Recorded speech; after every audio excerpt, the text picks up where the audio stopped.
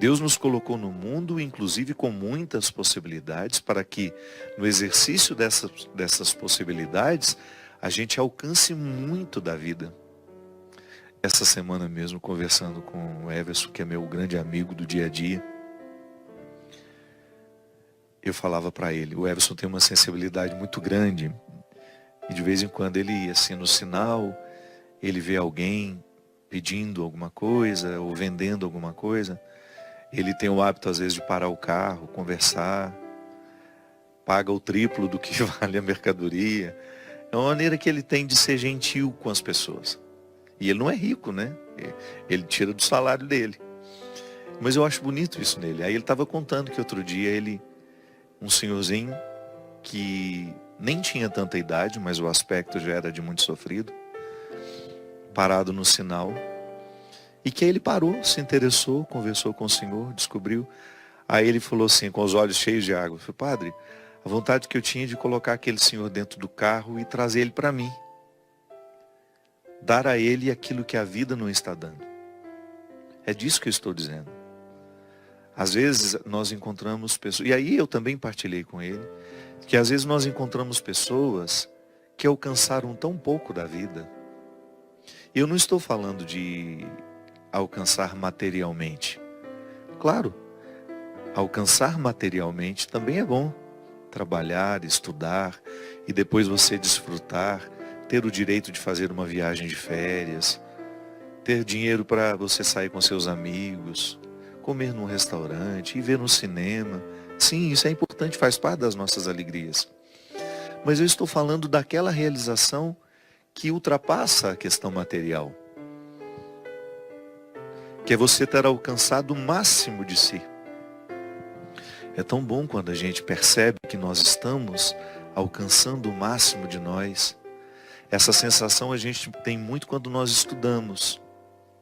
Quando você dia a dia vai incorporando novos conhecimentos e você vai percebendo que você vai se distanciando daquela antiga ignorância que você levava com você. Ter um entendimento das coisas, fazer um curso, uma leitura, ver um documentário, um filme, uma peça de teatro que nos sensibilize. Tudo isso vai incorporando, vai alargando, né, os territórios da nossa alma. Então a gente vai tendo a sensação de que nós estamos alcançando cada vez mais os presentes que a vida nos dá. É claro que se você escolhe ficar trancada dentro de casa, amargurada, decepcionada, machucada, se você opta por lamber as feridas o tempo todo e não sai para buscar uma cura para essas feridas, você vai aproveitando cada vez menos da vida. É disso que nós estamos falando. Bartimeu vivia uma espécie de escravidão assim. Vejam o que diz o texto. Chegaram a Jericó e quando Jesus estava saindo da cidade, acompanhavam-no os discípulos e uma grande multidão. O mendigo cego Bartimeu, filho de Timeu, estava sentado à beira do caminho. Ouvindo que era Jesus Nazareno, começou a gritar, Jesus, filho de Davi, tem compaixão de mim? Muitos o repreendiam para que se calasse, mas ele gritava ainda mais alto, filho de Davi, tem compaixão de mim. Jesus parou e disse, chamai-o. Eles chamaram dizendo, coragem, levanta-te, ele te chama. O cego jogou o manto fora, deu um pulo e se aproximou de Jesus. Este lhe perguntou, que queres que eu te faça? O cego respondeu, Rabuni, que eu veja. Jesus disse, vai, a tua fé te salvou. E no mesmo instante, ele recuperou a vista e foi seguindo Jesus pelo caminho. Veja bem, o relato de Marcos, se você quiser depois até acompanhar aí na sua casa, reler, é Marcos capítulo 10, versículo 46 até o versículo 52. Capítulo 10 do Evangelho de Marcos, versículo 46 a 52. Veja bem, o relato, primeiro diz que quando Bartimeu ouviu que ele não podia ver, quando ele ouviu que Jesus estava passando, o primeiro desejo dele foi correr ao encontro de Jesus. Mas imediatamente ele escutou algumas pessoas dizendo: cala a boca, fica quieto. Né? Ele é repreendido por aqueles que estavam ali com Jesus, que certamente tinham uma visão bastante preconceituosa. Sim, a gente sabe que nesse contexto religioso aqui, a enfermidade era compreendida por muitos como uma maldição divina. Uma maneira muito cruel de compreender a Deus, né? Então, se tem uma cegueira, se tem uma paralisia, está apenas vivendo as consequências de uma maldição. Então, certamente esses preconceituosos não admitiam em hipótese alguma que Bartimeu pudesse fazer parte do grupo. Então, a primeira reação é de repreensão. Fique quieto no seu canto. Não venha importunar, não venha incomodar. Então, o primeiro desafio que Bartimeu precisa enfrentar é não acreditar nessa ordem. É não acreditar naqueles que queriam calá-lo. E é tão significativo isso, minha gente. Já vamos aplicando na nossa vida. Quantas vezes nós também, vivendo a necessidade de superar uma escravidão, não conseguimos porque estamos rodeados de pessoas que nos mandam ficar quietos. Às vezes até bem intencionadas. Ah, para de incomodar. Se ajeite com isso que Deus está lhe dando. Você tem que se conformar. Às vezes são vozes que no fundo acabam sendo diabólicas, porque nos retiram a possibilidade da superação, porque nos acomodam. Ah, deixa por isso mesmo. Não estou dizendo que na vida a gente tenha situações que a gente de fato tenha que deixar por isso mesmo. Mas superar um processo de escravidão, não.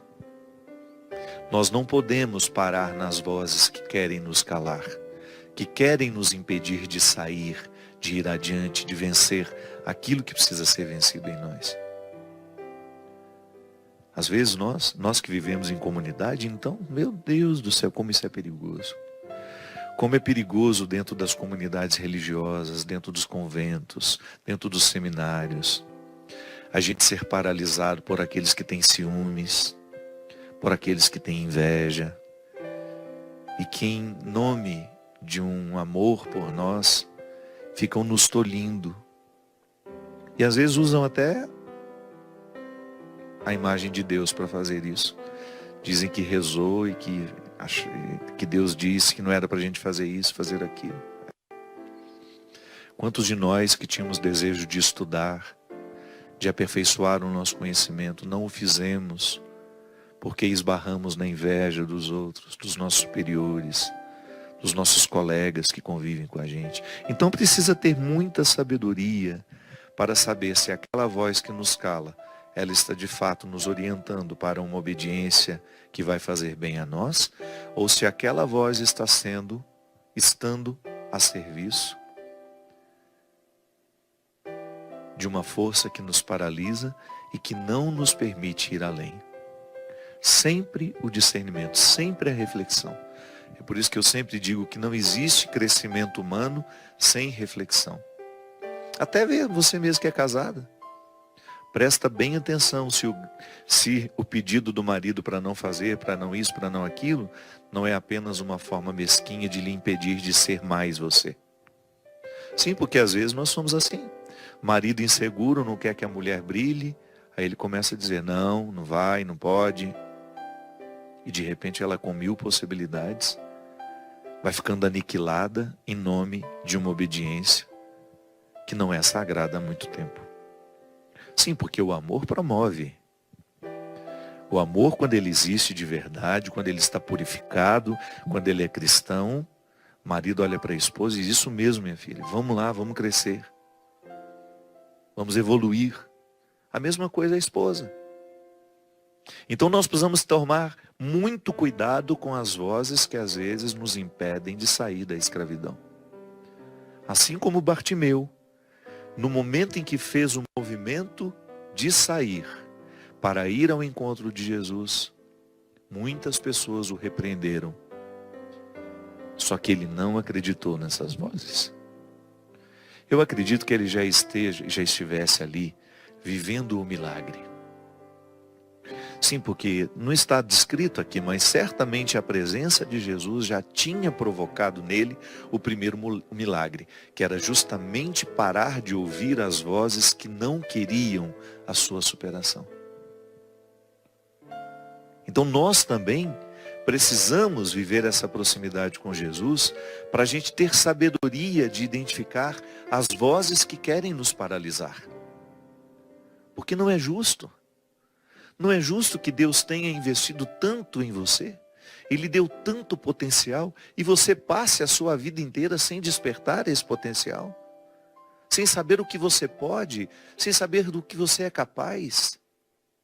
Porque você passou uma vida inteira ouvindo não, não, não, porque você passou uma vida inteira sendo tolhido, porque você passou uma vida inteira sendo impedida de ir buscar o melhor que há em você.